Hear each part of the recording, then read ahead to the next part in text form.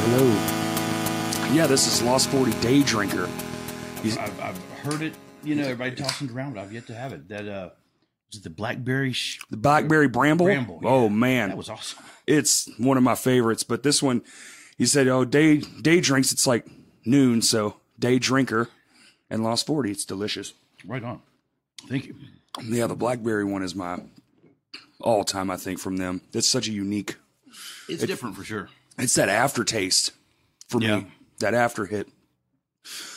All right, so I have to say, I get a little intro out of the way, but today's guest is Fletcher, the man himself, and I'm super honored, sir. Thank you for being here. Thank you. We go about 2 decades backwards. God, really? Yeah. But I wanted to start by my favorite part of our, music scene goings on is way back when I was just a young lad. And you were the guy at Vino's, the guy. Yeah, if you want to play Vino's, you reach out to Fletcher. And I'm always afraid it's going to be on my tombstone, like, here lies Fletcher from Vino's. well, for me, that's my favorite part because when you're young and you're stupid and you think you're hot shit. I did too. Yeah, me too. Yeah. And those forces definitely clash, but it takes a long time to respect a few, certain aspects of the music industry because when you're young and you're headstrong and nobody can tell you otherwise, you were definitely a force that was always like, I don't give a fuck who you think you are. And you had this thing called, it was Fresh Blood. Right. And I don't know if that was your doing or not, but when I came around, you had to do that first. And if you didn't basically, I guess, live up to your own hype, guess what? We had to do it again. Right. And, at the time when you're young, it was like, dude, we're the best. Like, he doesn't know. And then they're like, well, we got to do this again, man, this, that, and the other. And as the years go by, I'm like, I actually wanted to say thank you because what it actually did was prove that we needed to go back to our garage and keep on trying and be better. And even though it was like kind of out of spite at the time, now it's every band since then. I take that perspective and I'm like, no, we have to be 100% right out the gate. Right. And that actually came from a lot of those early goings on and definitely being told, no, you have to do this again. Like it lit some weird fire where it was just like determination is the key. Like I have to be better. Yeah, people only know what they know. And if they set their gear up a certain way and that's how they practice and their girlfriends tell them how great they are and they got the songs down and their parents and brothers and sisters, everybody says, man, you guys are just, amazing. And they feel that way. And then you watch them set their gear up on stage in a real club and it's like, gentlemen, spread out. Yeah. This isn't your practice space. And what do you need in the monitors? And they'll say everything. And you go, oh man. Yeah. No. Yeah. They really don't know what they're doing. And it's not like try to, run them down or step on them, but it's also try to show you how it's done at a different level. And you could be the absolute best band in the world, but if nobody's going to pay to see it, it's hard to do something with it. That's right. I've seen a lot of that. I'm sure you have seen it time and time again. I've seen great bands that were signed in on labels and, with the tour support and the video and the song on the radio and nobody comes to see it. Yep. And so it's even tougher if, all you can draw is like 3 out of the 5 girlfriends and, the 4th one's the manager. And right. It becomes more of a vanity project than a career or a moving forward type thing. Yeah, I've definitely played in front of just the bands and the girlfriends countless times. Yeah, the other bands. Yeah. You like sometimes, but you need those too to like knock you down because every now and then you'll get that good show. You'd be oh, there was one of my favorite memories at Vino's. Only 4 times I ever felt like a rock star. You actually threw the show. One of my first band ever was in. We sold it out. Thank God for high school. Right. We plastered it. We prepared for months. Like it was just one of those lightning in a bottle shows. And we were actually the opener. It wasn't even our show. And the headliner actually hated us. So, but when we got off stage and I came back in, it went from sold completely out to 26. Yep. And those are the moments where you get that big giant ego. Yeah. But the very next show, 1 person, 2 people, so you need those grounding moments to let you know, like, maybe it was this one time and you can do better every time. You just have to put more focus into all the shows. Yeah. Yeah, that's true. Yeah. You do. the head can swell so big. You think you're just, words like sweet and bad and all, that you hear. And people would call me on the phone, talk about how sweet and bad their band was and how they're going to pack the place and all that. And it's like, okay, well, and then when they drew their girlfriends and one or two moms or dads that didn't even want to pay to come in, and it's like, well, you might pack your practice space and you pack your dreams, right. and stuff like that. But, it's a little different when it's a hard ticket and you want people to come at the right time and jump up and down at the right time and do all that. A lot of times, smart touring bands will be real wise to what's going on around and be like, well, maybe, can we play first? Yeah. Maybe can we play in the middle of the two local bands? Yeah. So many people are wound up about headlining. And when I was working at the Troubadour out in Los Angeles, I started hearing conversations between bands. It's like one night the guys in Far and the guys in Man Will Surrender were having a knockdown, drag out argument in one of the dressing rooms about, we're not playing last. And it's like a Friday night or a Saturday night. It's Los Angeles and the weekend. And you're thinking, and they're like, we're not, no. And I sat there and listened, and the argument boiled down to, you've got your opener, you've got your support, you got your headliner, and then you got your closer. Mm-hmm. And your closer is also your walkout band. Right. What they call the walkout band. And so, and particularly in a place like Los Angeles where you've got a part of the music industry juggernaut working there, nobody wants to play late. And nobody really wants to play late on weekends for sure, because the music industry people, the A&R guys, the people who are out there signing bands and checking bands out, they're not going to give up their weekend. Yeah, exactly. They're gonna want to get off work around 5:30, whatever, and stop by the Troubadour on their way home and have a couple of drinks and see a band. And that's right. You got to try to tailor it to them. Trying to get them out at 11 o'clock on a Friday night or Saturday night. Yeah. Screw that. They're not doing it. They already did their job. They've been working all week long, right. Listening to music, watching bands, doing all that sort of thing. And then the weekend, they want to bug out with their wife and kids and do all that stuff. And so the whole thing about, headlining and, man, let them headline. Let whoever wants to play to the walkout crowd or whatever. And so I tried to bring a little bit of that back with me when I moved back and instill that in some bands. Like, don't be so messed up about headlining. Play to where the most people are going to play. Right. Oh, no, that's actually, it's hilarious to throw it all back. But I have one band that we love to headline because we actually just we like the performance aspect of being the headliner and going all out. But sure. I have this other band, and when we sat down and talked about what's this band going to be like, and we're trying to figure stuff out, and I was like, guys, I want to be the best opening act the world ever saw. Make them follow you. That's it. Yeah. And we almost exclusively, sometimes people are like, dude, please headline. I'm like, okay. I don't really want to in this band, but that's fine. But almost all the shows we play were the opening act, and I love it. Well, there's those bands out there that, they've made kind of names for themselves for being kicked off of tours or, not allowed to play with this band again because that band did not like the way you just destroyed the crowd and the room and the stage. Yeah. And then they had to get up there and follow it. And that can be kind of tough. Bands like Jane's Addiction, when they first came out, people were like, I don't want to play with those guys. Really? Because it was different. It was very, it wasn't the Chili Peppers and it wasn't Led Zeppelin. It was metal, but it wasn't punk. And what the hell is Jane's Addiction? I don't know, but don't let them open up for you. This new thing. Because they will blow the crowd away. Then you have to come out there and do what people are used to. Oh, yeah. And people, they see something they've never seen before, like, wow. Come check this out. And they're, getting excited. They're going closer to the stage and trying to really get a feel for it. And you got to go out there and follow that. And they already have your shirt and your record. Right. That's tough. I kind of miss the old approach, but I understand the new one too. There's so much now, and there's so many ways to promote and be heard, but with all those more, there's also it's less chance people are going to see you because of all the bombardment. I get every single day. I'm sure you do too. Come to the show. Come to the show. It's a new show every night. You could be at Vino's or not Juanita. Sorry, oops.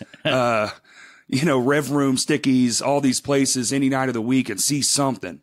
And I like the older, maybe just because I'm older, and that's how I learned how to come up. But that whole street savvy, get out there, push it, give it to real people with a real physical thing. I do like now. I feel like the best physical aspect we have is the pre-sale ticket. If you can get that physical copy in someone's hand. Because my biggest thing right now is how do you figure out how to get people to spend $50 versus the $7 for Netflix for the whole month Right. You know, and then we're talking one night. Yeah, a pre-sale ticket, there's a mental ownership kind of thing. Once you buy it, it's like, you have this, and this is important. Don't forget about this. Put it on the bulletin board, right. or put it in, don't put it in your wallet and lose it.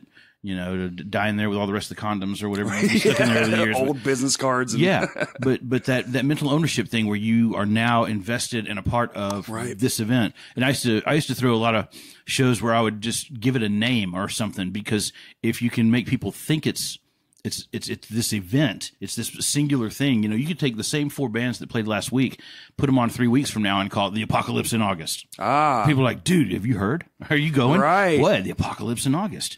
Oh my God, I got to check that out. Yeah. And it's the same 4 bands that played, 2 or 3 weeks ago. But it seems more like an event, a singular thing that I got to be a part of. So making your shows more like the whole thing is like its own monster. Mm-hmm. Market it as such. Yeah, this is not the same old $5 show. Right. This is a $6 show because it has a name and scary font, and the poster's 11.5 by 17 and not 8 by 10. And, right. It's that little thing like that can almost trick people into thinking like, oh, I gotta go to are you going? I heard it's gonna be cool. Yeah. That's odd. Yeah, those little mental tricks, man. It's like, it's so hard to get, it takes time to learn, but, I feel like, nope. Well, I feel like it's up to the people though, but now you come off as an asshole, and I get that burden a lot. Like, oh, you're just an asshole. Like, yeah, sometimes I can be. Oh, I always have been. I've been one. I've been accused of it. I'm sure. I hope I still am. Right. Yeah. Worked way too hard and invested too much time to not be one now. Yeah, but that whole attitude, like, though I was pissed off at the time, now I look back and I just appreciate someone telling me, hey, you're not the hot shit you think you are. And maybe, just maybe, you need to fail a few times to realize it, and then refocus what it is you're doing. And I've literally, like, I'm so excited that you're here, and I know I keep harping back to it, but it's really a pleasure to be here, man. I really appreciate you asking me to come down. It really did set a standard for myself, and I kind of wish that was still around a little bit. Like, I kind of wish there was people saying, like, and it does still happen. I'm not saying no one does it, but it's kind of like, oh, you want a show? Okay, here's a show. Right. Used to, you had to earn that show. Like, that time, so those Friday and Saturdays, especially before the internet, those were like the meat and potatoes of the whole thing. You wanted that, I want to play Friday at Vino's, or I want to play Saturday at Old Juanita's, which back then was just Juanita's. And, right. You have like these, that was like the goal. It was a goal you had to play on a weekend at your favorite venue and, blow it up and do all that stuff. But when you're young and dumb, you don't realize how much work that takes. Yeah, all you see is what's in front of you, and you go to the place to go see some band and that you enjoy, and you look up there and you see them doing their thing, and you're having a great time, and everybody around you's having a great time, and you're like, that's what I want to do. Right. Where, my whole place in the whole thing is I would stand in a room like that and watch a band I love and watch everybody around, eyes giant and their mouths hung open, and they're flat footed on the floor just going, oh my God. And I'm thinking, that's what I want to do. I want to be the guy that makes everybody do that. Yeah. I want to create this singular experience for people that, they never thought they'd have. They never thought they'd see that band in their town, or they never imagined that this or whatever it was. But I wanted to do that. And it's not a thankless type job, but so many times people would come up to me and say things like, oh man, great show, or thank you so much. I'm like, well, thank you. I hope it was. I didn't see it. Yeah. I was over here. I was doing this. I was, and I heard some of it from upstairs. Yep. I could tell what song they were playing because of the kick drum beat against the wall where my chair was. Yeah. But I'm glad it worked out because, I could step in the room just long enough to look around and tell whether or not I had accomplished that jaw-dropping, eye-popping thing. You're right. And that was then I felt like I'd done my job. Right. Yeah. The job of a promoter can be intense. I've done a few shows of my own, and it's always, the day of is just a nightmare. Yeah, we call it the promoter sweat. Really? Yeah, it's like, but 1 in the afternoon, it's like, you okay? Like, yeah. Well, you're just really sweating. And it's like, yeah, I am. It's the promoter sweat. Yeah, kind of got a lot on the line here. I'm still waiting on this band to show up, and these guys are going to be late, and so and so's supposed to bring a drum mic, and it just wasn't working out. And you ever think it's funny because most shows work out. Mm-hmm. But it's hilarious. Like, only every now and then will one not work out. But you still, every time, for me, it's been every time. And granted, I haven't done the hundreds of shows like you have, but even the 50 or so I've put on in my life, every single time, even though they've all been pretty good, I've had a few stinkers, but pretty decent. It's still just, my nerves are just. Oh yeah. And it could be just the littlest thing that can either make or break the show. I know. You can accidentally, wind up on the same night as some tournament lets the Razorbacks wind up playing at the same time. Right. Or something like that. Last night I was doing I do the broadcasting for the Little Rock Rangers soccer team. Okay. Anytime they're doing a live stream from War Memorial, I'm the guy in the booth going, and he plays it through and shot on goal, and right. I do all that. Well, they kicked off an hour after the Razorbacks threw the first pitch in the College World Series. Oh God. And I was sitting there thinking, man, the crowd should be bigger. It just should be bigger. And then I looked, because I'm up in the press box thing, and I looked through like all the glass window things on both sides, and I saw the game on the TV, and I was like, oh. Yeah. And there's no way when they booked and scheduled their soccer games, for their season in the NPSL, that they knew that the Razorbacks would make it to Omaha. And if they did, they would be the number whatever seed that would put them on right at that time. And it's just like, you have no control over stuff like that. Right. Any more than you do over rain, acts of God, force majeure, all that stuff. I had a show one time where I did a Treyu at a skate park, down there by Juanita's on Main Street. Oh, dude. And I had to do it there because Was it Ferguson's? Yeah. It was Judd Ferguson. I had Lucero at Vino's that night. And it was God, I gotta figure this out because I want to do both shows, but I can't bump Lucero. Right. That's as a home run as it comes, and not just for the door, but at the bar, and at the, everybody makes money, and it keeps the place going, and the rent gets paid and all that. But at Treyu, I knew was going to be important, and I had to keep my relationship with the agent, and I had to make sure that this thing happened. So I just all of a sudden figured out, well, damn, Judd just opened up a skate park and he's got 10,000 square feet. So what if we, so I went and talked to him, and he wasn't really into it at first, but he was also new enough and needed some exposure. And it's like, I'm going to put a few hundred kids in here that, hell, most of them probably don't skate. Right. But they're going to, know about your place, and they'll be walking and talking Ferguson Skate Park when they leave. Especially when they say, I saw a Treyu at, boom, and there it is. And it was one of those weird things where it snowed and iced and all this kind of stuff. And I'm thinking, oh man, God. Nobody's coming. Oh my God. But they did. Oh, really? But they did. People showed up. People came out. They slugged their way through it all. And it was well attended. Lucero was well attended. And it's one of those things where it could have been the difference of, I don't know, like a few degrees. Right. If it had been 31 and not 35, they wouldn't have been able to do it. Yeah, because everything would have stuck and the roads would have been just... And it was nighttime and the black ice and everybody gets all weirded out and stuff. And with all ages shows specifically, you have to worry about, are the parents going to drop them off? Right. What about the one dad that's going to drive everybody? And right. All that stuff. Especially the Treyu fan base back then. Oh, yeah. Oh, yeah. I mean, they were the black fingernail polish crowd for sure. Oh, yeah. They needed to be dropped off. Yeah. Don't let them drive. Yeah, no, I've been dropped off at lots of shows. I didn't even know if a Treyu played there. That's awesome. Yeah, it was a very cool show. Did you host any more shows there? Or was that like a thing Judd took on, or did that was the one show we did there? Really? Yeah, he wasn't too keen on it. It wasn't his thing. Gotcha. I mean, it'd be like somebody coming to me and go, "Hey, we want to have a skateboard contest inside Vino's." What? Really? I don't know. I mean, I probably would have been just as suspicious. Right. We'll let it happen once, and the first kid who breaks his arm, never again. Right. Yeah. But what a neat kind of one-off singular little thing. It's like, man, I was at that show. And that band went on to be massive. Yeah, I think they just dropped a new record, didn't they? I think so. I got to play with them. Well, I didn't. My band did. I was at a funeral, so it's kind of ironic. Wow. But still, I mean, I've seen them play a handful of times. I like a Treyu. I do too. They kick ass. I like the way they didn't let themselves get defined by, the early crowd, the early tours they did.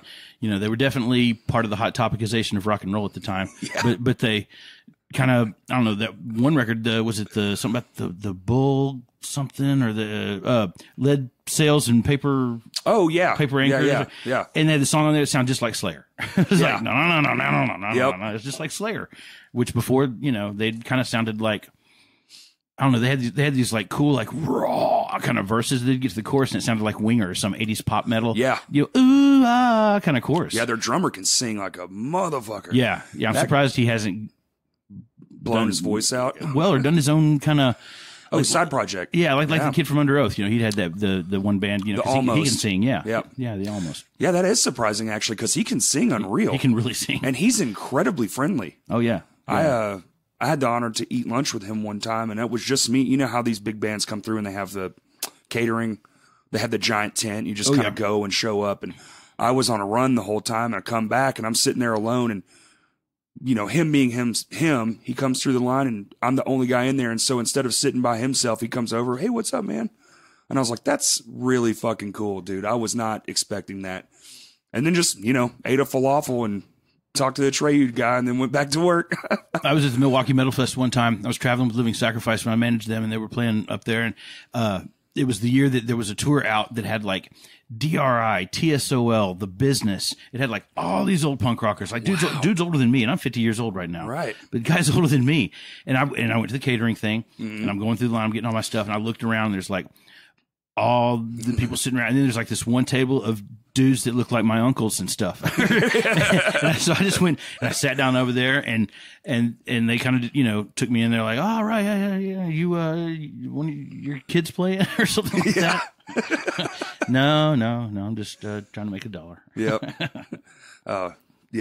Yeah. Those long 23-hour days, and here's your $50, kid. Thanks, sir. If you're lucky to get that, there've been many times in my life where I was up at the crack of dawn to get the place ready by 9 to have the loaders there by 10. Yeah.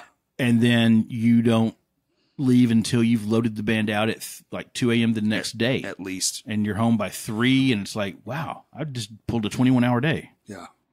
And I have to be back at... yeah, literally right back at work, yeah. I did that, pulled an all-nighter at a dance rave thingy. Is that the international dance rave? Yeah. I'm like, bounce. What's the one where they bounce up and down?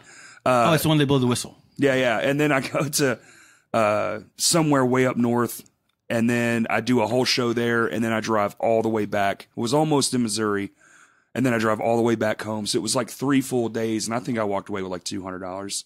Well, lucky you got back, man. You get up there in Missouri, and some of them places look like those Jeepers Creepers towns, you know. Dude, it wasn't a Jeepers Creepers town. It was terrifying.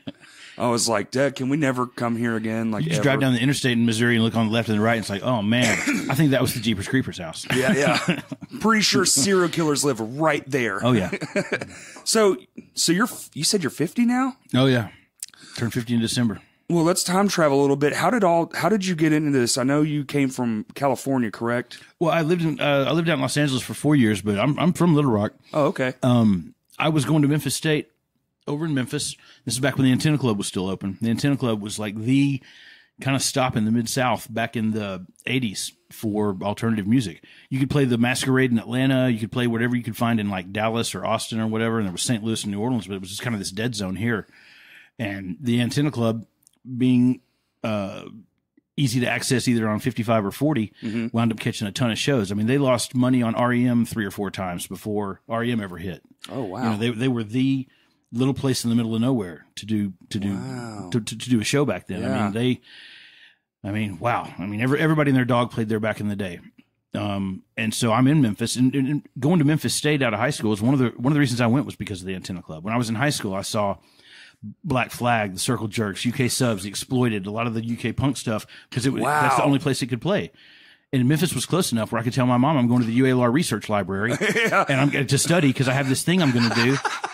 Because the all ages shows in Memphis, they would run 2 shows in one night. They'd have an all ages show where the doors are at 6. Yep. And then they would have the 21 and up show, and the doors are at 9. Right. Yeah. And they would just clear the place out in about 10 minutes, get the fuck out. Mm-hmm. And so I would, hop in a car, and boom, a couple hours later, I'm in the Antenna Club watching the Circle Jerks or whoever. And then I'm back home in time, and it's literally in time to do whatever and get in bed and go to school the next day. So it's one of the reasons I went to Memphis State was because of the Antenna Club. And I'm there, and a buddy of mine from Little Rock that I'd gone to Catholic High with, named Tim Lamb, he was doing a fanzine called Lighten Up, and it was literally the first fanzine it was definitely the first fanzine around here. And probably one of the first ones, if not the first one I'd ever seen.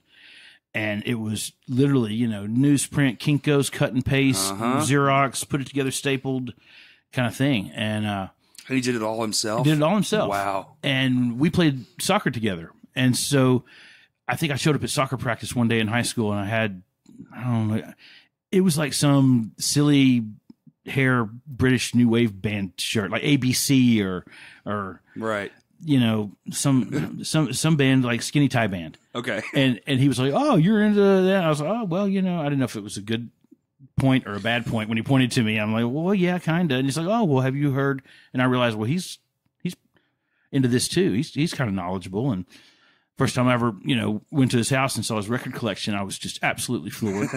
Not just because of how cool the stuff I had heard of that he had was, but just the sheer amount of stuff I'd never heard of. Oh yeah. And, you know, I'm flipping through it, and as I'm flipping through it, he would just stop and go, "Oh, you'd like that because da-da-da." And I started getting this, you know, kind of education, this oral history of what this guy knew about punk rock, new wave. You know, this is 80, 85. Wow. You know, something I was like that. a year old. Oh, yeah, fuck you. And so I'm in Memphis, and Tim's in Little Rock, and he starts giving people my phone number. And like he's interviewing bands like Dag Nasty, Government Issue, you know, Fugazi, bands that are coming through that he's, you know, like he's going to Fayetteville and interviewing them, or going to Dallas and interviewing them, because they're not coming to Little Rock. No, because there wasn't no place to play. I mean, the old SOBs did Black Flag, Dead Milkmen, and then I think they closed shortly thereafter and became the Spaghetti Warehouse and now the new Clinton Library. I mean, that's basically Black Flag played at the Clinton Library. Wow. That's kind of cool. That is kind of cool. But so Tim starts giving people my phone number in Memphis as someone to call who can tell you who to call. Okay. So it's like, you know, you call Fletcher and he can point you in the right direction. Oh. And so, you know, I'm going to the Antenna Club as a resident of Memphis and going to see shows and everything. And I don't know how he knew my name, but Steve McGee, the owner of the Antenna Club, one night I'm in there and I had a fake ID. Nice. I said I was Steve Laster, who went to Hall High. Steve, if you're out there, hey. This is back before everything's computerized, and you can just take somebody's birth certificate and like a report card from college or something. Yeah, and this was just laminated too. They weren't these printed IDs that are fancy with all the holograms. No, there weren't 6 layers of holograms or any of that stuff. No, and everybody I knew had like a fake ID where they were taking .8 Helvetica stencil and going over their ID and then relaminating over the top of that, or doing that thing where they took the cardboard cutout piece of thing and then stood underneath it on a white wall and took a picture, and all of them looked so bad. And I had a real one, so I could go anywhere. I bought beer at a Circle K next to a cop one night. Thought it was the coolest thing ever. That's pretty awesome. It's like, I'm 19 years old. What's this? It's like, hold my beer. No, I'm gonna go get some beers to hold. And so I'm going to the Antenna Club anytime I want. And so the guy, he knows my face. He doesn't know that my name's Fletcher, but he finally puts 2 and 2 together one time, and he's like, "Hey, did you tell, you know, the fuck sticks to call me?" And I'm like, I don't know, maybe, kind of. Yeah, I think I did. It's like, well, do you think anybody will come see him? And I'm like, well, yeah, yeah, definitely. It's like, huh, okay. Well, who should open up for him? I'd be like, oh, I don't know, Sobering Consequences, Private War, you know, Raid, whatever Memphis band was appropriate for whoever he was asking. And he'd like, well, you got their number? I'd be like, well, I know that one guy in that band. Yeah, I have a class with him. I can ask him in 2 days when I have the class. And so he'd be like, well, see if they can play. And so it went from him, like people calling me so I could tell them to call him. Right. To where he got, I think, kind of irritated with the whole, like, who are these people calling me? Because now I have to ask Fletcher about it. To where he'd be like, just take me out of the loop. If you think people are going to come, just call me and tell me about the date. Right. And so it went from me kind of funneling stuff to me kind of finalizing stuff, which was kind of cool. And then before I know it, I'm booking shows at the Antenna Club. And I start bringing bands from Little Rock over to open up because I'm from Little Rock and I want to represent, but it also keeps me kind of held harmless and they can't point fingers at me in terms of the local Memphis bands about who got to play the show. Nice. Like, you know what?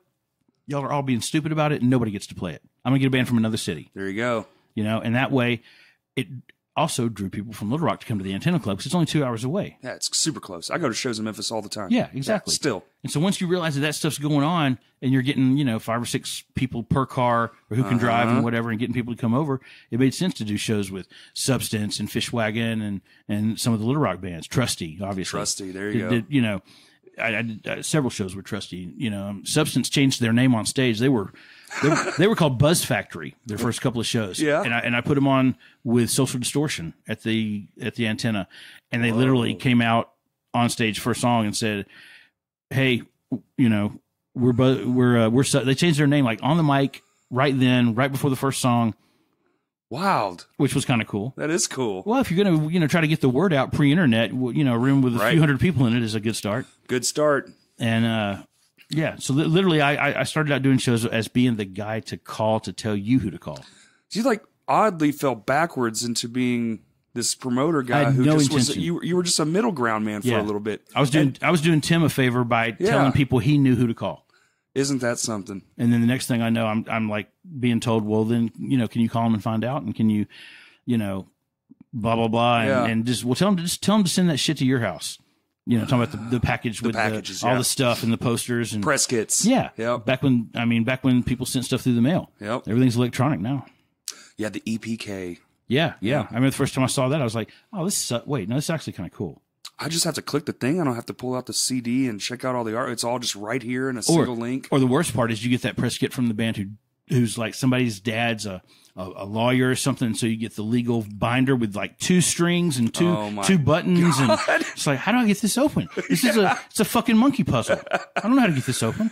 I had a friend of mine tell me that, I'm sure Aaron Hurley. Oh yeah. He was mentoring me for a little while because I was like, young and trying to pick his brain. And you have to. And he goes, listen, man, you see this? And he holds up a press kit, a real one, and he throws it in the garbage. I don't even know who that is, but it looks like shit. I'm not going to waste my time on that. Right. And then he picks up another one that's on his desk. You see this? And this band had this laminated, almost like a menu, and you opened up like a trifold, and the CD was in the middle on a piece of cork, and they had his artwork was designed around the CD. He was like, this I like. This I'm going to listen to. Yep. This I'm going to probably get these guys down here because this shows me that they give a fuck. Oh yeah. And I was like, oh, okay. It's the little things. You hear about things being a game of inches. Right. Man, if there's like 6 inches of string around a legal button thing and I can't get it open and I'm just going to put it to the side and go to the one that I can open up and pop the, cassette into the boombox because it was that long ago. We were listening to cassettes in boomboxes and writing it down on a giant legal pad. This is the band. This is where they're from. This is what they sound like. And can I do anything with it? And I had just legal pad after legal pad of band stuff. Whereas now it's all like clickety clackety click, just tapping on a keyboard and point and click. Staring at a screen for 5 hours doing the. Oh my God. I couldn't imagine. Yeah. Nowadays it's even harder too. Cause how do you make an EPK stand out? Right. Yeah. You have to catch their attention with that somehow. That is going to be the trick. And you could use one of those like things where they think it's going to be a puppy, but it's a screaming devil face or something. Yeah. That might just make them, have to go to the bathroom. Or just memes, because everybody likes a good meme now. Right. Just meme your EPK out. Just be like, oh, here's a thing, and you click on it, and then it opens up. I mean, there's so many avenues now. But so if you're living in Memphis, and then. Did you just want to go out to California? Or I got married to a woman who was she's 7 years older than myself. Okay. And she had her master's from Columbia and she's teaching college and she owned the art gallery that was next to Vino's, which is now the brewery. Yeah. Because way back when it was Square One Art Gallery. Right. Well, I'm at Vino's. She owns this art gallery. Obviously we come across each other several times. And we wind up falling in love and all that stuff. And she is just trying to figure out like how to make the most money and have the most time off to paint. She's a painter. Fair enough. And so she's like, flipping through the big book, like what's the highest paying PhD you can get? Because they don't offer a PhD in fine arts. And so she's flipping through the book. She's like, education. Okay. I'm going to go get one of those. So she decides she's going to get a PhD in education. Wow. Well, as she starts sending out different applications to the different schools around the country that she's interested in, she gets a phone call from Dr. James Catterall at UCLA, who's in charge of the Imagination Project, which is funded by Kodak and Polaroid. And it's there's all this like arts and education stuff going on because of Bill Clinton being in office. Right. Well, all the education guys like from the 60s, the people who were all deans at all the colleges and Berkeley and all that stuff, they don't know squat about art. They're the education gurus. Right. Now Clinton is mandating arts in education. And my ex-wife, Karen's resume and application, everything was just picture perfect, tailored for that. She didn't even know that. Well, he calls her up and he's like, I want you to come out here. I'm going to put you on my team, you know, yada, yada, yada, scholarship, work, study, job, this, that, and the other. And she basically turns to me one day and is like, you want to go to move to the center of the music business? And I was like, well, okay, yeah. Sure. Why not?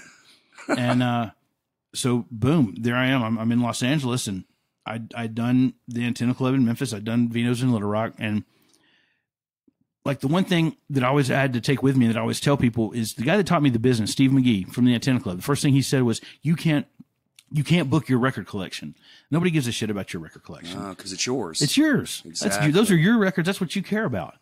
If you're going to be in this business, you can't book your record collection. You've got to figure out how to separate them from their money based on their scary black t-shirt and their bumper sticker and their record collection that you have not seen. Right. It's like, wow. Okay. So that's good advice, man. Well, and so many times in my life, I've had people say things to me like, guys, these guys suck. Why did you book them? I'm like, because there's 350 people in there at $12 a head jumping up and down. There you go. And I don't care if they suck or not. I don't even know if they do or not. Right. Who am I to say? Yeah, I haven't even gotten to that part in my thinking. I'm just because all those people don't seem to think so too, right? And tonight, you know what? That's for them.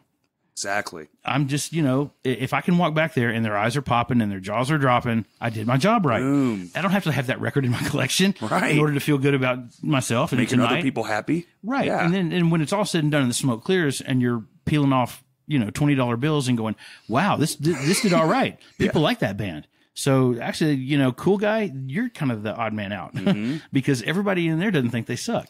You're standing outside, you know, on the sidewalk talking to me, talking about how they suck. That's right.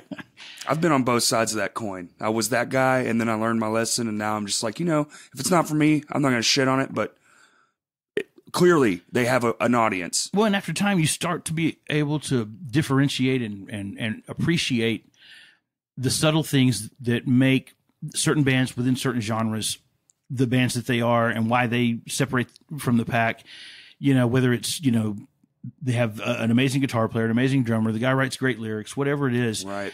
You just know there's something about them that's a little bit different. And people could go, oh my God, that's just awful. And it could be like, you know, Immortal or Emperor, some, you know, old school black metal. And you can go, well, yeah, I mean, it's not really awful. It's not my thing, and I can't listen to it recreationally, but actually, it's really fucking good for what they're supposed to be doing. Right. Which is kind of what led me into managing bands. When I was looking up and looking around and going, well, I don't care what they do on Sunday or who's God, if any, they kneel or bow or pray to or whatever. But Living Sacrifice is as good as any of these bands out here doing this stuff that I've seen. Yeah. And I'm living in Los Angeles and I've seen these bands and these guys are just as good. And so it kind of turned into, you know, being in the right place at the right time by virtue of the wife, you know, kind of moving me out to LA. Right. And I kind of kicked around for a little while and I saw an ad in the LA Weekly that was like, you know, Doug Weston's Troubadours looking for a talent buyer. Oh. And I'm like, God, you wouldn't even think a place like that would have to advertise. You wouldn't think. It's one of the most famous clubs in the history of rock and roll. Yeah. And I mean, in the new Elton John, the movie, The Rocket Man, there's, you know, scenes from the Troubadour. Wow. He played his first American dates there, which when I went and applied for the job, or I applied over the fax machine back when people fax stuff, right? Nice. I faxed my resume. But when I went for the interview, there's a giant banner across the top of the club that's celebrating his very first dates because it was the anniversary of, God, that's that many gazillion years ago. And it was considered the anniversary of his first American shows. Really? That he had played, you know, and he did them at the Troubadour.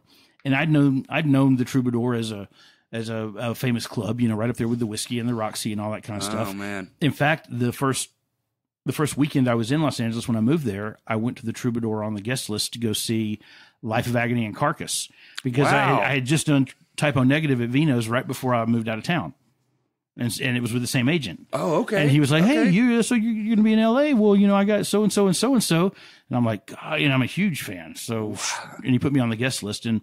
Being on the guest list at the Troubadour, I got the pass that let me into the loft, which is like the room with the smoked Right. window, Yeah. and it's got its own bar in it, and they're piping in the music off the board, and they got monitors and leather couches, and you can sit on a leather couch with your drink in your hand and watch the show on the TV at the club where the band's playing. This is right out the window. Yeah, they're like 20 feet down from you below playing. And but you're fancy. But you're fancy. Yeah. You're sitting down below the window, holding your drink, looking up at a TV, watching.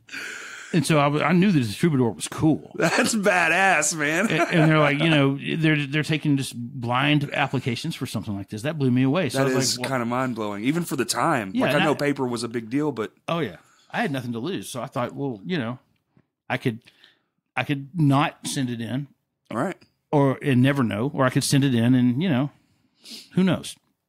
I send it in and fax it in, and literally within a couple of hours, I get a phone call from Lance Hupp, who was the AAA the adult album alternative buyer for the Troubadour. They had different talent buyers for different stuff, right? And they were looking for an alternative buyer. Oh, and my resume had enough stuff on it from my past that between Nirvana and Green Day and everybody who helped push that stuff above the radar, the shows that the bands that I had done shows with in my past were now the bands that everybody was trying to do shows with.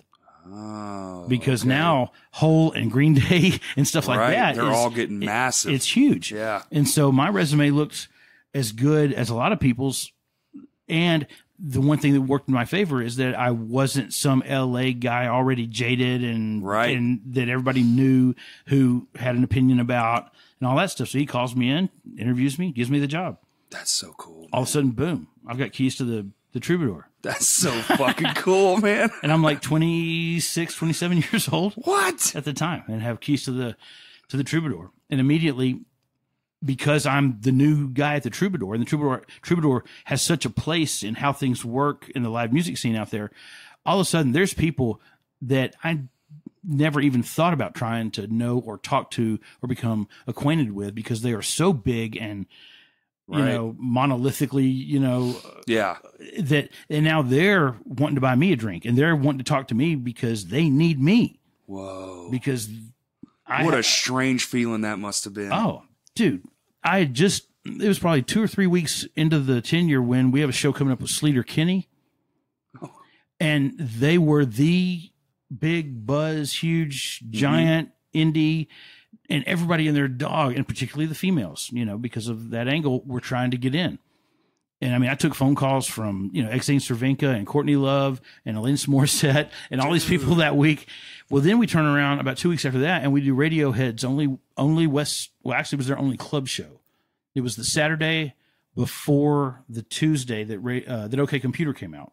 What? And they came over the States. They did the Beastie Boys Free Tibet Under the Brooklyn Bridge concert in New York. Okay. They flew to Los Angeles and played the K-Rock Weenie Roast at the Universal Amphitheater. And then they did a club show for 450 tickets at the Troubadour. 2 weeks before...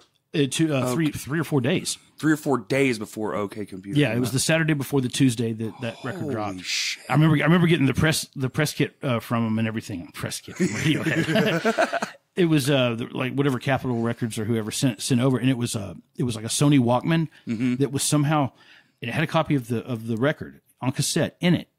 Had it sealed up, probably. Had it sealed up in such a way you could not get it out. So you're not going to be able to record it for anybody, or take it home and play it. Knew. Or it's like you can play it through this. You can plug headphones into it and play it through this. You couldn't even play it out. Like if you had, there was, it wasn't there was no line out, left, right, stereo. Holy crap. You could only put on headphones and listen to the record. And of course, I had heard it because I listened to it. And to be in a position like that, where all of a sudden everybody, because when the Bins came out, it was a little bit of a commercial flop, but it took about a year and a half after the Bins came out, people realized what a brilliant record it was. Right. And everybody in the music industry realized what a brilliant record it was. And Radiohead was beyond buzzworthy at that time. Yeah. And to show you like the paradox and the weirdness of the Los Angeles music community, when it came time for that show to come around, and everybody's trying to get on the guest list. There's only 450 bodies are going to be allowed. Right. It's the first time I ever saw a promoter scout tickets to his own show, because we had partnered with Golden Voice promoters. It was a co-present with Golden Voice. They were the like all ages kind of promoter out in Los Angeles. Probably still are. But I literally walked around the corner of Santa Monica and Doheny and saw guys who worked for Golden Voice selling their scalping their own tickets to their own show, because it was the kind of thing where you're paying so much money to have it, and it's so cutthroat of a business out there. Right. You'll take a loss on the show to get the credit for doing it. Right. Like look, we'll lose $500 at the door because we'll make it up at the bar. Clout counts out there too. Oh yeah. Yeah. We'll lose $1,000 at the door, but everybody in town's going to be talking and walking and writing about this particular thing, and it'll pay off some other way. Well, with Radiohead, everybody's trying to get into the show. And so we're taking phone calls and putting people on hold and grabbing like the Polestar record company things and flipping through like, okay, because like the phone call would be like, hi, this is so-and-so from so-and-so's office calling for so-and-so. God. About such and such. Like, okay, hang on. And put them on hold and flip through the magazine. Be like, okay, oh my God, no. They manage Van Halen. They manage this. Shit. They manage that. It's Rob McDermott from Concrete, which has Rob Zombie and Typo Negative and Linkin Park and all this stuff. And so we were literally having to, like, what can you do for us? Like, I can't just put you on the guest list because we're bros and I know you and I always do, and it's never been a problem before. This is different. But the one that really stuck out was the Mighty Mighty Boss Tones, who are from the other side of the country. Okay. They have a huge record out at the time. They can get in, but Fishbone, who's from Los Angeles, does not have a big record out at the time. Okay. Can't. It's like Fishbone has sold this room out more times than the Boss Tones have actually played the city, but they can't get on the list to come see the show. Well, that town kind of works on What Are You Doing For Me Now? Oh, yeah. And here's the best one. John Stewart. What? Very topical right now because of what he just did in front of Congress. Right, yeah. The John Stewart show was about a year old. Maybe it might have been in the middle of its first year. Yeah. John Stewart didn't get in. What? John Stewart from the John Stewart Show.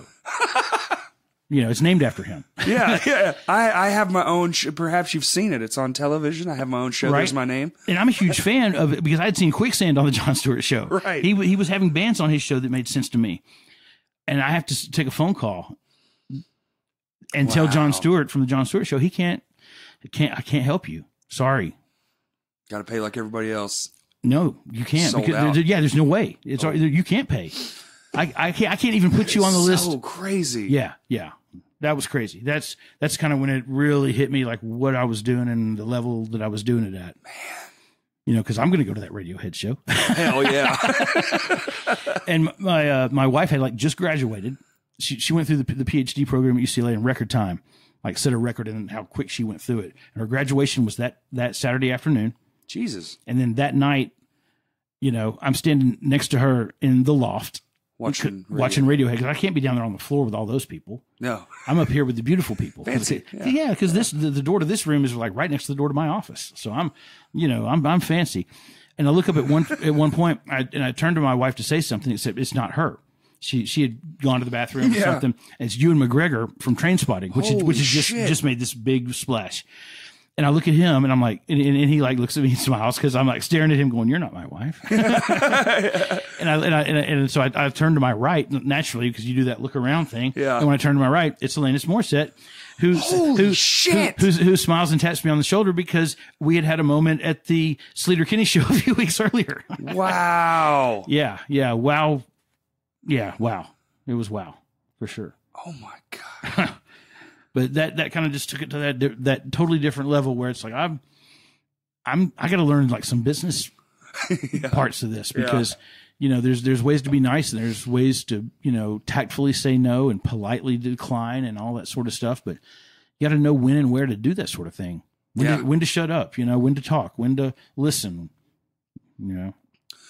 Yeah, and then there's like that try not to be jaded aspect of that whole industry too. Oh yeah, which we all get to at some point. Sure, which that was the thing that worked in my favor of getting that job in the first place. Is I wasn't dude literally said that I wasn't some jaded LA guy that had already been through the ringer and spit out. I went through my jaded time already. Thankfully, it happened somewhat younger. probably like my late 20s. I got it out of the way. And now I'm just like, man, I just want to do stuff. And if everybody else wants to do stuff, I'll try my best to lift all that up too. And we're just all in this together. Really, you know, beefing it out and being pissed off is only going to make it worse. Yeah, it makes lots of things worse. Yeah. The shows go worse. People don't give a, you know, people aren't showing up. They're like, yep, fuck it. Yeah. You know, we, you know, well, I mean, I know, you know, but you know, we're just now coming out of that, massive slump. I feel like with the local music and scene here, where it's finally starting to rise up. Local bands are pulling shows that are just almost unheard of at this point. Used to, when I was young, that was like every other night, you know, numbers, big numbers. Oh yeah. And then it went down to, I don't care how good you were, there was 15 people in the room. Yeah, it'll ebb and flow with the age of the band and their peer group, and like you said, when you're promoting to everybody in high school, and it can be a different animal in that respect. You know, people say, why do you book that band? Well, they draw 300 people, right? And that allows me to pay for a show with a band that I need to pay for a show with. You know, I think of like a perfect example is like a Wednesday night. I had Broken Legacy, you know, from around the Pine Bluff area, open up for Lamb of God. Whoa. On like a $5 ticket. It was the first time Lamb of God came into the market. Yeah. I knew who they were because it was my job to know who they were. And the agent they're working with is huge, and they're going to be huge, and everybody is on the same page that in this much time, this band's going to be the next Slayer. And it's like, okay, well, but nobody knows in Little Rock, Arkansas. Yeah. Not right now, anyway. Not on a Wednesday night. So I got to figure out a way to get some people in the room. Right. Well, Broken Legacy, who did not sound like Lamb of God, but was heavy enough that I could sort of get away with it. Yeah. You know, those guys did me a huge solid and came up and opened up for, you know, this out-of-town band on a Wednesday night, whatever. There were maybe 80, 90 people there. Next time Lamb of God comes through, it's, you know, it's just stupid. Yeah. Stupid. It's sold out, oversold. Oh, yeah. The oversold shows. You just know it. Yeah, I don't know if I've ever had a sellout. Not sure what exactly that is.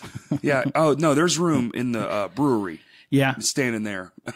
Go back. You go stand by your car. You can hear it from there. I'll open up the side doors. We'll open the side door, yeah. You can see it from across the street. Yeah, you can, over there in the theater parking lot, you could just listen from there. Those are only $5 tickets over there. No, there were nights like that where I literally, I cut the door off when the last person who paid and got their hands was stamped still standing there. Was standing in front of you. Yeah. Where it's like, you can't walk past me. Crap. They'll probably have to call it. Yeah. Because I can't take money from people I can't see behind you in the other room. I mean, I could go in there and start taking money, but that wouldn't have been right. Yeah, those poor. I've seen that Story of the Year was like that because they popped, but they still had the date. You know how many people paid for that show? I don't. Whoa. Yeah. I knew it was stupid. That's paid. So figure there were 4 bands on that bill. There were guest lists. Yeah. There were staff. Yeah. I was there. There was probably like people. Oh my God. And you know that room doesn't hold that. Oh no, God. I mean, we took the video games out. We took the chairs, the table, everything, and made it a ceiling, a floor, and That's 2 walls. Just 2 walls, yeah. And put that many people in that room. It was the night we thought we would find a dead body. I can't believe no one passed out. We figured when everybody left, we'd find somebody crumpled up and stuffed up in one of those subs or something. There was steam in the room. Like there was literal, like, it was almost forming a fucking rainstorm in there. It was so incredibly humid. I remember you did this. You were holed up like this, and then the crowd would move and you would move away, and you're like, oh shit. Oh shit. And I remember just looking at my friend Jana, who was with me, and we were just laughing like, right, this doesn't make any sense. And you can't drop anything on the floor because you'll never get down to it. Never get it back. You'll never be able to bend over to get it. Yeah. And there's the beauty in shows like that is, you know, obviously if nobody dies, that's good. But there's never going to be a fight because nobody has enough room. Right. Nobody's going to be able to, you know, turn their rotator over and crank one at someone else because you can't raise your arms above your chest. You couldn't even crowd surf. You were stuck. You were in there, you found your little hole, and that was it. Yeah. It was an interesting night. We really did think we'd find a dead body that night. I was actually surprised that no one passed out from heat exhaustion. And that was a weeknight too. I know. That's crazy. Yeah. It's like a Tuesday or Wednesday night. I bring that show up all the time because like this, they were in that weird moment where Page Avenue popped, but they still were touring like a smaller band. It was like that weird transition because the very next time I saw them was at the fucking Alltel Arena. With Hoobastank and POD and yeah. And it was mind-boggling. Like just a year ago, I saw you at Vino's. And they weren't even the headliner that night. I know. There was Sugar Cult. Yeah. But Story of the Year had just hit the radio. Bigger than shit. So, you know, and then of course you got the Chris Shiflett from, was it Jackson? No, not Chris Shiflett. The other guy from the Foo Fighters. Doug. Oh, damn, what's his name? His brother was in Face to Face. Yeah. But he has his band Jackson, so they're on the bill. So you've got, you know, members of the Foo Fighters, along with Sugar Cult, Story of the Year, and then Dreamfast is a local. Pat Smear? No, not Ramey Pat. Jaffe? No. Pat was in the Germs. That's it. That's who I was thinking of. Was it this guy? No, he was in Scream. Well, Franz and Pete Stahl. Oh, that's right. There it is right there. Scream. It's, wait, members, Taylor Hall. It's Chris Shiflett. Chris Shiflett. Yeah, I was right. Okay. But yeah, so, you know, we got members of the Foo Fighters, get the band that's on the radio, you got Sugar Cult, probably their third time in the market, had been just building, and then a good local with Dreamfast, and on a weeknight at, I don't know, 10 advance, 12 at the door. I think that's right, yeah. It was, yeah. I'll never forget it, man. I actually bought some merch. I had it for years and years. It's in a box somewhere, but I just remember it was like a 12 by 12 of the Page Avenue cover, and I bought it at that show, and I'm just like, every time I pull it out, and I had it signed, you know, of course, because it was just like the most mesmerizing night of all time, and I was just like, dude, I'm never gonna lose this. It's somewhere in this room, probably over there under that crate. I'm never gonna lose it. It's somewhere. Oh, it's in my house. I have all these things that I just like. I mean, you see the walls. I slowly like find the little keepers, and I just stick them up there. I got a few decent ones. I got to add some more. Like I got my Every Time I Die set list. That's such a good band. Oh, dude, they're my. Yeah. I mean, I don't represent often. Right. But you know, I try to pick them and choose them. That's one of those bands I think they're operating on a different level. You know, there's some bands that don't ever get the credit that they deserve because of, you know, guilty by association or whatever. And they were part of that Hot Topicization of rock and roll and the Black Fingernail Polish crowd and everything, but they were never one of those bands. Nope. They kicked way too much ass. Their walk down riffing kind of stuff. It's like, and it took me a while before I realized, like, wait a minute, a couple of guys in the bands have Black Flag tattoos. Duh, fuck, they sound like Black. That's exactly what it is. It's Black Flag. They're like the new embodiment of punk rock. It's so weird. Like, and I think also their work ethic is insane. Oh yeah. I watched in like 04, they were playing Warped Tour. I think it was the 04. It was either 04 or 06. Jordan, the guitar player, was the head of their fan club. And he was in Every Time I Die, walking around, handing out flyers. Then he goes and plays the show. Oh, yeah. And then he's the guy on the mic after the show announcing that they're having a signing. Yeah. And like, dude, they worked so hard, and they would print out cards and just hand them to people. And people already know who fucking Every Time I Die is at this point, but they're still just hustling hard. Sure. And after the show. Yeah. Like as people are going to their cars. Yeah. He's standing out there handing stuff to people who are walking to their cars going, hey, thanks for coming out tonight, you know, and all that. If you watch the Sounds of the Underground DVD, there's stuff of where Jordan's out there handing out the flyers and everything. And at a certain point, he's like, all right, you know, thanks for coming out. See you at Warped Tour. And people go, huh? He like slides it in the middle of his whole thing. And he's also the same guy that like would just like scream Slayer across a crowded field of people and watch heads pop up like meerkats, you know, and pop their heads up like, what? Slayer? What? Where's Slayer? Who's Slayer? Me and my old buddy, Chris, a lot of folks know him as Devil Man. He used to do the Metal Machine radio show on 88. Which I believe is the most popular radio show in the history of the Arkansas Department of Corrections. The mail he used to get is just ridiculously creepy. Oh yeah, you know the guys. You know it's lights out, and all I have is the Metal Machine. True. You know, to listen to. Yeah, he got some pretty creepy mail. That's disturbing. But we went to Ozfest in Chicago. Would have been maybe 2004, 2005, something like that. Hell yeah! Like I mean, this one Black Sabbath.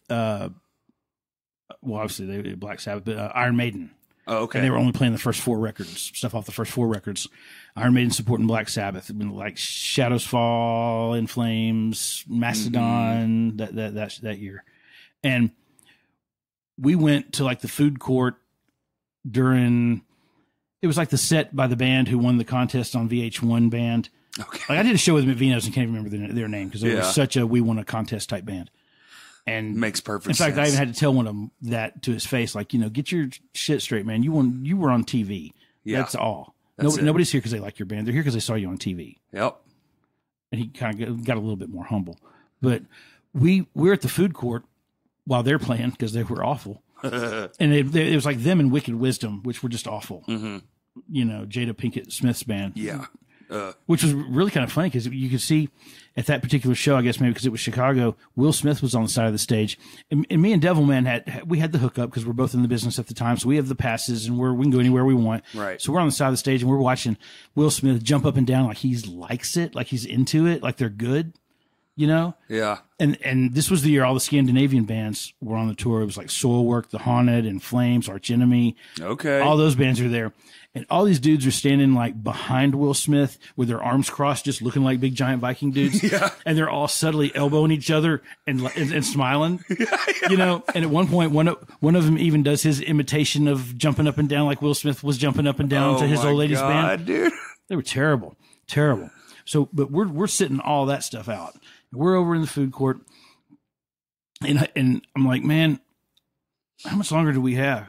Because we're waiting for them to open up the main amphitheater because all the sides band stuff was out on the blacktop. Right. And they're about to open up the main amphitheater, and we're going to go in there and get seats. And we're sitting there. It's like, how much longer do we have to wait? And Chris looks at me, and he starts to smile, this evil, Cheshire cat kind of smile. And he goes, I don't know, man, but we better hurry or we're going to miss Slayer. And literally, like, all around us, like, piles of garbage poof up into the air, and people pop out of it, like they're coming out of the ground. And they're smacking each other in the face, going, "Come on, dumbass, you're going to miss Slayer." Yeah. And they all take off running. Which is like, brings me back to the whole, Jordan Buckley thing. It's right. like, you just yell Slayer and you get a response. You really do. You can just, at any metal show, you can just, and someone's gonna, huh? Somebody mentioned Slayer? Oh yeah. And Slayer's that band that, you want to open for because you love them and you want to play to that many people, but you don't want to open for because you're going to walk out there and go, "Hey, thanks a lot." And before you even say the name of your band, they're going to go, "Fuck you, Slayer." That's it. Yeah. When they came with, it was Slipknot down at the riverfront. Mm-hmm. I was like, this doesn't make any sense at all. Why is Slayer opening for Slipknot? They were supporting them. I mean, it just, what was, I don't know. Something fall. Oh, the little power cord thing. That's the first time that's happened. Does the distortion pedal, is it plugged into my mic? No. I wish. That's actually a noise compressor. That'd be kind of cool. A friend of mine brought over. I still need to put it in my pedal chain, but I'm not lazy. I actually just have 1,000 things to do all the time. I just thought, I could tune my voice to drop D and then, My name is Fletcher. Right. This is my story. No, but I actually got to play with Every Time I Die Once, and that's also in my list of achievements. Up in Fort Smith at the Stone Pony. They're just on a different level. And, they're on a whole other level. I don't know if it's because Keith was, teaching English to high school kids when they decided to go full time with the band, or what. But I mean, his lyrics are on a different level. The band operates on a different level. They're just, yeah. We're doing a cover set, and we're doing an E-Tid cover set with a bunch of other bands that are doing cover bands. And I'm like, okay, well, is this for that Halloween thing? Yeah. Oh, cool. And I'm like, okay, so I have to get this shit down. Goose, I don't know how they've done it. Probably just because of who they are. But they've had like 6 of the best drummers in the world. Right. Of all fucking time. These guys are insane. They gotta be. Magicians. So I'm sitting here like, okay, how am I going to do this? Because I'm not them. And I would never, I'm not their caliber of drumming. So it's like, okay, I'm listening through all these songs and I start hearing these things I've never heard. A lot of their stuff's in, like, timing wise, is in 4. Mm-hmm. But the drummers put stuff in like 4, but they have parts in thirds. Right. It's the strangest combination. And the way they just, part, but you're not getting transitions. Mm-mm. It's just parts. And the way they flow. And now that I'm starting to break down their songs because we have this thing we're doing coming up, it is like, now I get the structure. I think that's the most appealing part that I never even paid attention to. Yeah, there's that. They're doing a walk down thing. Yeah. But they're doing it. And it's not like Candiria, who's like all jazz syncopated, Yes. where each 4 beat measure is different. Yep. They're taking it a little longer and then pulling it back, shortening it, pulling it back, and taking it a little longer. And it's like the part is all one part, but it had 4 parts in that part. Yes. It's insane. Yeah. Now that I'm starting to break it apart, and I was having my friend Justin, he's the biggest Every Time I Die fan in the world, I think. And he was like, yeah. And so I'm like, well, why didn't you tell me that shit? I didn't know how to explain it. Yeah, no. I knew it was cool, but dude, and I'm going to have such a hard time, but I think I've got 4 songs down now. So I just got to find like 4 more. Decaying with the Boys. Oh yeah. That opening sequence is, I mean, probably my favorite of all of their opening sequences. Werewolf, Roman Holiday, and Map Change.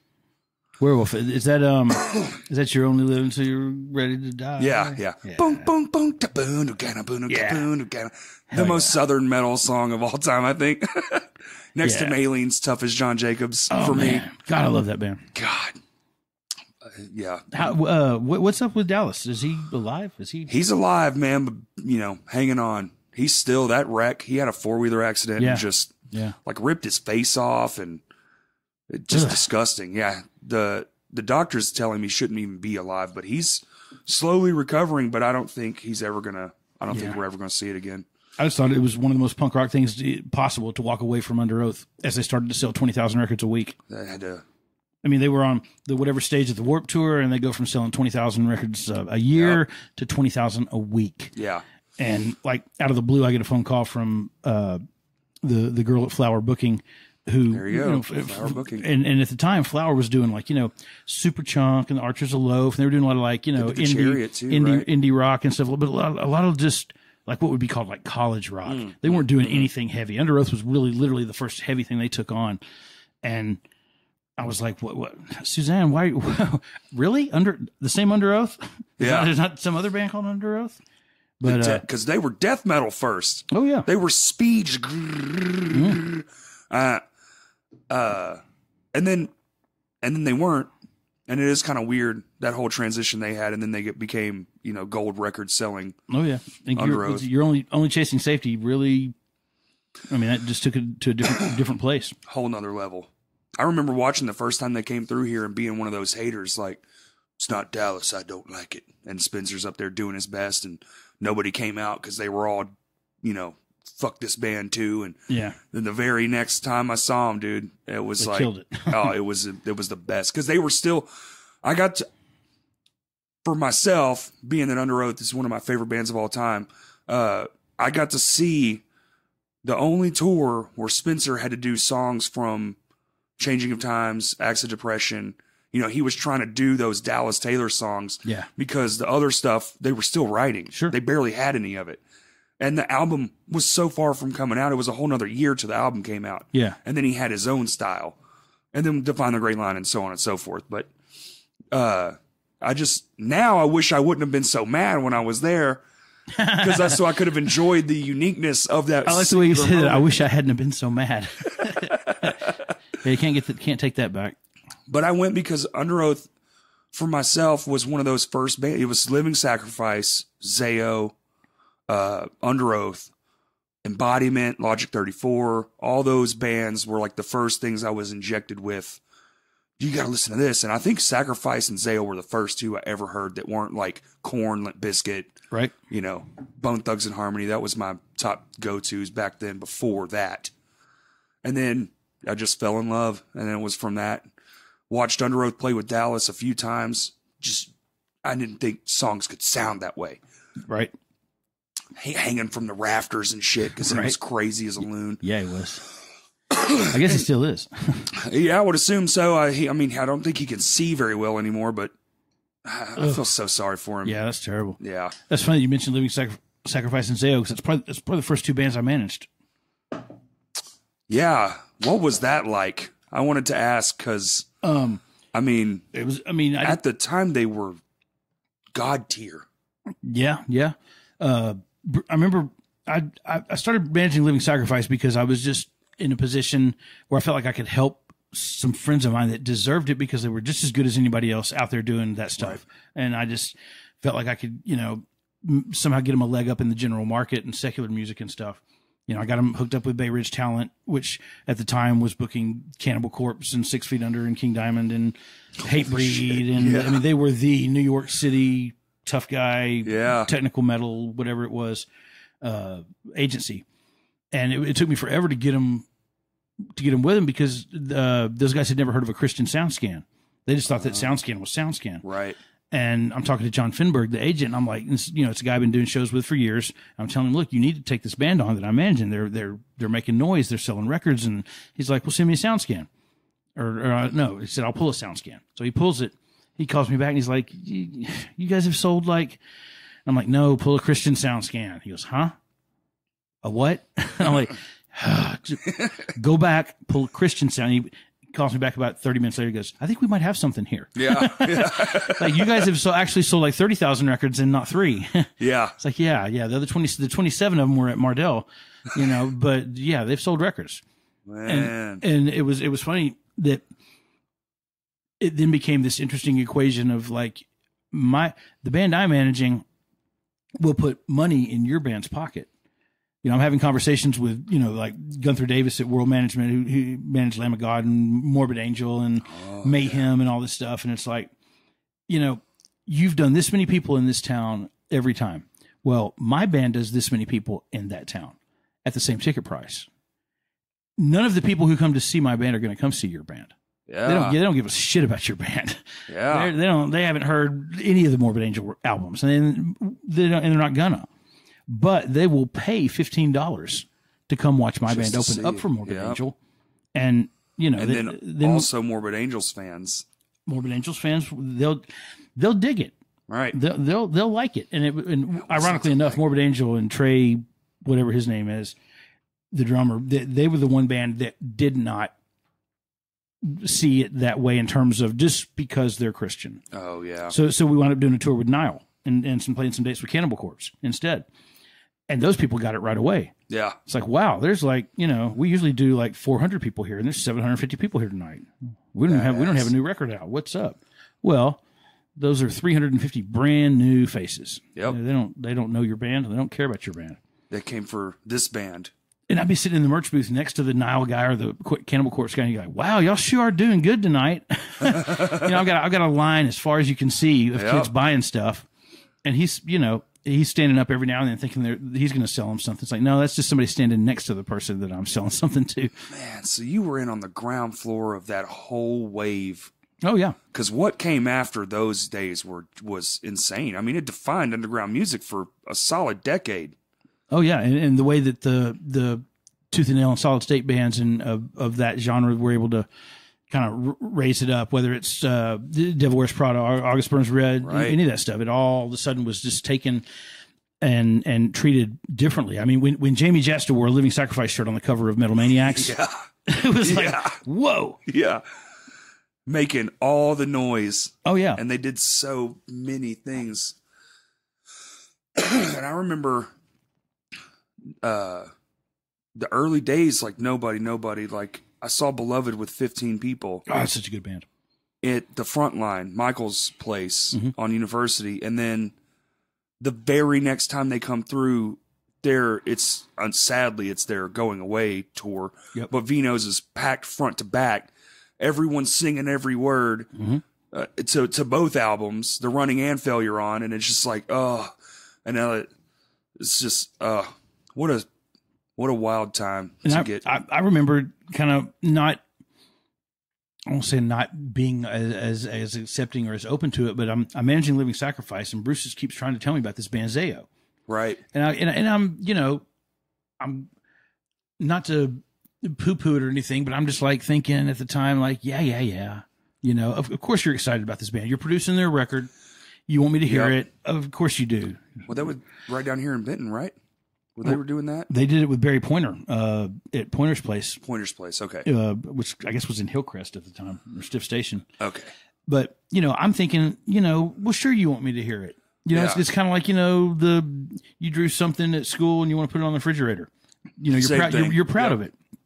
And then I remember that after the record comes out, I remember listening to it, and I remember being so incredibly irritated and pissed off that I had not heard this band yet, and that no one had brought this to my attention, and no one had made sure that I was aware of how good this shit was. Yeah. Because I remember I just got back to Memphis from Los Angeles like in '98 and playing that record in front of, you know, like the guys that went on to be in Primer 55 and Saliva and bands like that. Yeah. And they were just like, oh my God. Yeah. And I'm like, I know, right?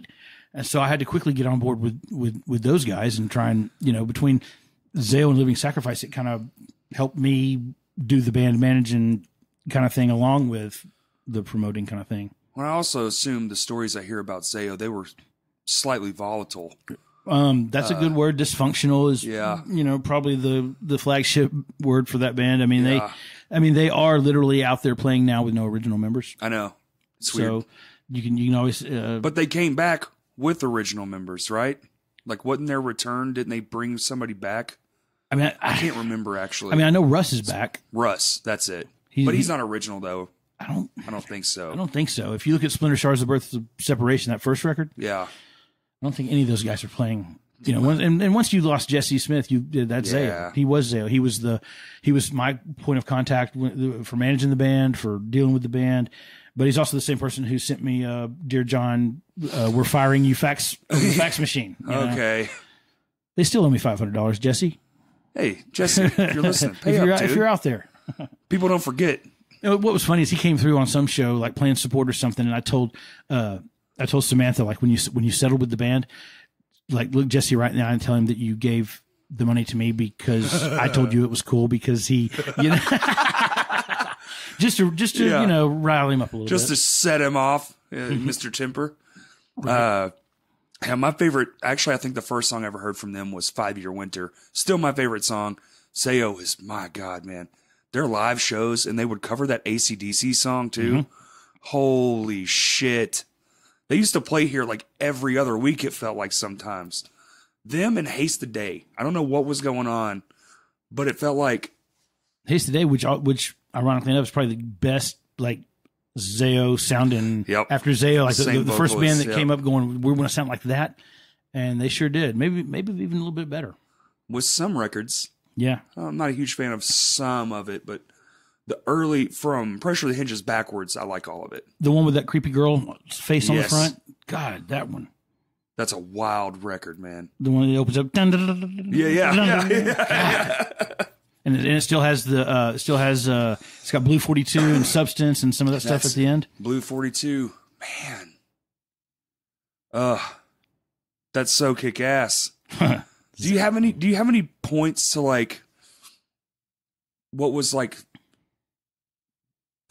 I'm really not sure how to say it, but like what is something that stands out to you as like something like that you brought here that was just like you maybe was like you know, we'll see how this goes, to just like is like this defining moment of like your career here in Arkansas. I know in LA, clearly you'd already told that story. That is mind-boggling.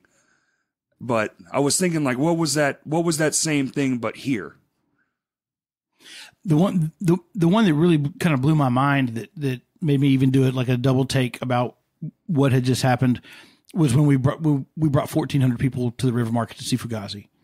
Badass. You know, I'd done Fugazi at the New Daisy Theater long time ago before I moved out to LA, and that was that was 1,000 people, but that was Memphis, and that was then, and right. But you know, trying to figure out where to do them in Little Rock. Did you do it at the Belvedere, or where was that? We did it in the actual River Market pavilions. Oh, in the pavilion! Wow. Yeah. We closed the drapes, you know, all the way around, yep. And put up the bicycle barricade stuff, and made a little route into it, and 1,400 people. Wow. And this is 2001. Oh, wow. Like, where they heard about the show, how they found out about it, it just amazes me, but it always has. There's certain bands out there like Fish, you know, or Fugazi, that you can literally just, you know, whisper like Fugazi Friday, April the 20th, and somehow people show up. Yeah. They show up. And they did that night, 1,400 of them. And this is when the River Market is, I mean, it's not quite the River Market yet. It's, right. No, it's trying to find itself and be this place that people can come when and they were rebranding it when they first started. Yeah. It's not downtown Little Rock anymore. The Riverwalk barely existed. It was like that one spot near the amphitheater, right? Which used to have the tents. Right. Yeah. Little nipples if you're flying in, you look down and you go, what is that? There's titties down there. Exactly. That's what it looked like. That and the ones over the University Mall. Oh, yeah. Same thing. Midtown I bet the nipples. same guy probably was involved in that. Right. And they got paid. And then I remember going to shows at the thing when they had and the drummer's just getting soaked. Oh, yeah. Because he sat right under the opening crown of those two tents and just like, well, you're ruining all the money. The most expensive thing on that stage is right there. But that's how people treat drummers, you know? That's true. Drummers aren't musicians. They're friends of musicians.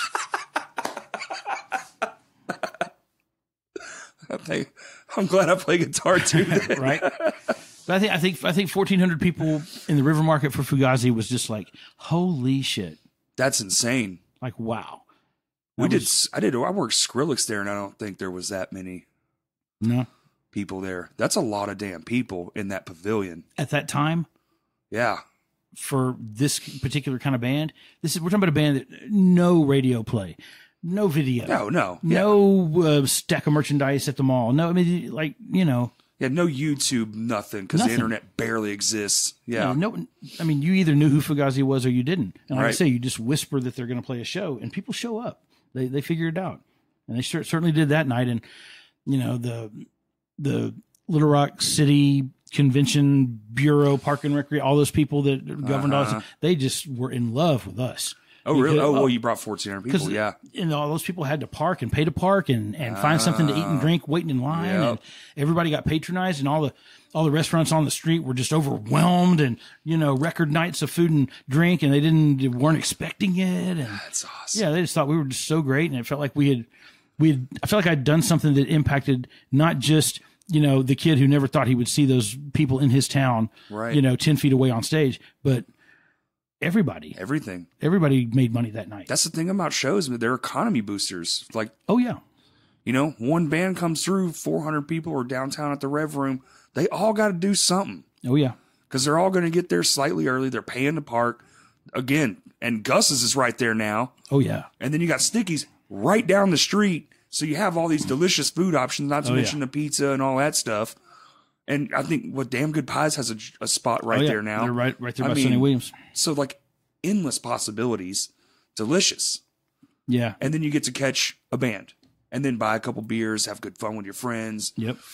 Exactly. And before, you know, I'd known there was like, you know, an impact I was making on the Vino's front register where, okay, I can do the math. Let's say 400 kids came in here tonight. So let's lowball it and say only 75 of them bought a slice and a soft drink. Yeah. Well, just run those numbers right there. Run $5 times 75. There you go. You know, and so there was a little bit of an impact, and this wouldn't have, I mean, it would have been a good Tuesday night, but this was a great Tuesday night. Right. And when I first moved back and started doing shows, the staff at Vino's was a little resistant because they were used to, you know, doing their thing the way they did it. And it's Tuesday night. We close at 10. Yeah. We do last call at 10. Except then I moved back in town and it's like 10 o'clock and there's 300 people in the back. There you go. Well, good luck trying to close, you know, and go ahead and try and get them out of here. Yeah. While the band's on stage. Well, they benefit also from nothing else is around them. When you go to Vino's, it's a one-stop shop. Yep. Unless you want to get some art supplies next door now. Right. You know, at the art place. Or a rubber butt or something at the place. At the Twisted Entertainment, yeah. Or a tattoo at 7th Street, or get your belly button pierced in the... All your belly button and rubber butt needs are met. Yeah. Come to Vino's. Right. It's weird as hell down here. And they had rubber butts in every color. Dude. No matter what kind of butt you need a color in, they have it. I've only been in that room twice, and both times I was like, oh, yeah. This is why I didn't come back to, like, this place. I remember this so place. Weird. Woo. How much for the rubber butt? Yeah, it's $2,700. Jesus Christ. But so how long did you work at Vino's? I would like like in the early 90s for a few years, and then I went up to LA from like 94 to 98, and then Memphis 98 2000, and came back in 2000 to Little Rock to do the, you know, buy a house, have a baby, all that kind of stuff. And I think I was out of there around 2007, 2008. Okay. When I was done. Right. Handed it off. Handed it off to Sam and Haley and absolutely. Yeah. And then that makes sense because that's about when I came in late 99. So that would make sense because we didn't play shows in 99. Clearly, we were just a new band, and I was still being in awe of all these other bands. And oh my God, whoa, you know. But that's good because so many bands come in and they're not. Right. You know, they come in and they're like, man, my guitar player can do that. And we can do this, and we have this kind of gear. And then you watch them not know how to set it up, and they ask for everything in the monitor. I keep telling people, man, that shit matters. Pay attention to how you're setting it up. Oh, yeah. You know, it's psychological. People don't understand why they think you look like shit. They can't put a thing to it, but subconsciously they know because guess what? They've also seen fucking Van Halen and Led Zeppelin and all these other bands, or even, you know, modern ones with Under Oath and Every Time I Die, that it looks like that on purpose. Yeah. You know, that's not just for the sake of ease. It's a psychological There's thing. a functionality to it. Well, and it just looks way more professional. You know, when you got the guys, the guitar players on each end and their amps are facing each other and the drummers backwards and it's right. And some people do that on purpose. I actually watched a band. I mean, you probably booked them. It was with Travail and was it Few Left Standing from Memphis? Maybe the drummer played backwards. Yes. And it had stuff written on himself. That's it. Yeah. Those guys were great. Yeah, that was a wild show, man. Yeah, those guys were really good. The Trio Woe, you know, Jeremiah and some people they put their 7-inch out, the Butterfly Effect or Bullet Wound of crap. I've got it at home. Actually, have the Travail CD right there. Man, Travail was such a good band. I always liked Dwayne, the bass player. Yeah, he just didn't seem like he was the guy in that band. Yeah. You know, you talking to him and hanging out and stuff, and like, oh yeah, I forgot you're in this band. Yeah. Kind of like the guy who has the voice that shouldn't come out of him. Yeah. You're like, wait, that's strange. Okay. Well, he always sounded like Tommy Chong to me. Yeah. You know? Yeah, man. Yeah. I don't know, man. Yeah, they were all super cool, though. Oh, yeah. I mean, that was right when Guitar Center opened up, too. It was like the first week, I think, that Guitar Center had opened in Little Rock. And I only remember because the drummer had bought that bag of sticks. It was like their original deal. It was like $12 for 20 pairs of sticks, and he broke every fucking one of them. And at the end of the night, there was just this litter of sticks on stage, and you know, like they exploded. Yeah, literally, because they were just garbage made of probably pine. But that was a great night too. And like you know, in the same spirit of those days and those bands, Spoken has a show coming up, don't they? Yes, with oh shit, Sam's gonna kill me. Crazy Town. Crazy Town. Thank you. I was thinking Butterfly or something. Crazy Town. Yeah, they have a show coming up with Sugar Baby. That's what I was thinking.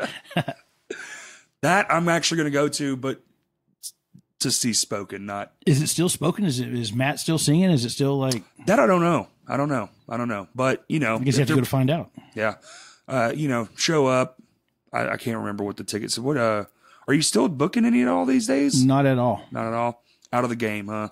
I got more interested in what my daughter was into at a certain point where it's like, you know, I was much more interested in going to see Disney Princesses on Ice than I was to go see Hatebreed. Right. You know, like I've seen Hatebreed 12 times. I haven't seen the Disney Princesses on Ice. Right. Well, actually I have, but I haven't seen them with my daughter. So I'm going to go, you know.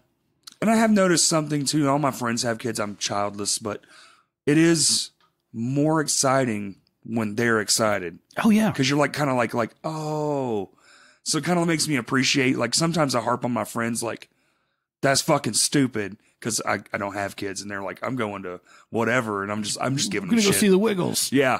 And I'm like, have fun, you know, like all sarcastically, but I get like, they're not going to see the Wiggle. They're going to watch their kid experience the Wiggle. Absolutely. And that's the enjoyment. And it's hard to explain it to people that either don't have kids or haven't ever been in a position where that's their MO and that's where they draw their pleasure from, because it goes hand in hand with what I was saying earlier about like my whole thing. What you know, pumped my nads was walking into the room and seeing everybody's jaw drop and eyes pop and go, wow. So I did it right. I knew that they would be in awe. That's and so I knew I got it right. Well, with my daughter, it was the same thing. Like watching her eyes pop and watching her jaw drop and watching her be amazed and enthralled and get drawn into and be a part of something. And for instance, the girl that I'm dating right now, she's ex-Pentecostal. She's got an interesting backstory. That's a wild one. And she's never been out of the state. She's never been on a plane. She's never, I could go on and make you a list of things she's never done. Oh, but so she's getting some new stuff too. And so I've been with her for her, like I took her to the Whitewater Tavern for her first like bar band thing. Yeah. And I took her to Dugan's one Sunday brunch to watch Chelsea play soccer, and she could have like for her first Bloody Mary. And I took her, and like one night I watched her watch The Exorcist. There you go. Because she'd never seen The Exorcist. Wow. Which to this day, even if you've seen it, it still holds up. Yeah. But to watch somebody watch The Exorcist who had no idea what was about to happen, that was so much better than The Exorcist. Right. To me. That's awesome. So I'm much more interested in watching the world react than I am in the world. That's 1,000% fair. That's awesome, man. I think that's a perfect place to end. That sounds good to me. Fletcher, man, seriously, thank you so much. Absolutely. Thank you. Look, I just got goosebumps. This really meant a lot. I'm so glad you came out. Thank you for having me. I appreciate all the things you've ever done for me. You're welcome. Absolutely. It taught me a lot. I still use those lessons. So just so you know, all that work went to something. And everybody out there, I don't guess, are you working at Stickies? Or not in a while. No. I am, we'll just call it an unnamed pizza place with a patriotic theme. Okay. Well, there's a couple of them in town, so you can We'll go play. If you see Fletcher in public, say hello. He's the best, man. He taught me so much. And again, we're on Facebook, Instagram, Twitter, Crashcast Pod, and on Twitter it's Crashcast Pod 1, but I don't use it anyway, so it's kind of pointless to say it at this point. But everybody, thank you for listening.